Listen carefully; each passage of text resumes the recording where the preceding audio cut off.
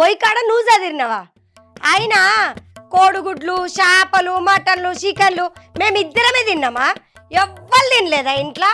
ఏదో మేం తిన్నే పడేసినట్టు చెప్పాడుతి. ఇదేదో మనసులో పెట్టుకొని అంటున్నట్టుంది. అత్త తినలేదా మరి? తీయచ్చు కదా, అన్ని మేమే చేసుకోన్నా. బాబో కౌసు కూర అంటే ఒక్క నువ్వు మాత్రమే అత్తకు పెట్టినట్టు చేయబడుతుంది. నేను పెట్టలేదా? నువ్వు పెట్టినావే? అవును, నేనే పెట్టినా. నువ్వు పెట్టినావా అత్తకు? ఈ లొల్లి పాడగాను మీ లొల్లి గత్తర్రాను. ఏమైంది, మీకు ఏం రోగాలు వచ్చినాయి? ఏం లేదత్తమ్మా, మిషన్ కుట్టించుకోవడానికి వస్తారు ఎవరన్నా. ఏమంటారు, పలానోళ్ళ కోడలింటికి పోతే గిట్లుంది అంటారు. నీ పేరు ఖరాబ్ అవుతుందని చెప్పిన.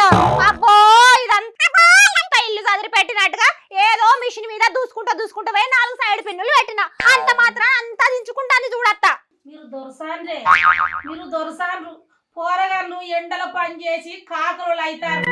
మీరు ఇంత మంచిగా అండుకుంటా తినుకుంటూ ఇంటుండి మీరు దొరసాన్లు మీరు. అంటే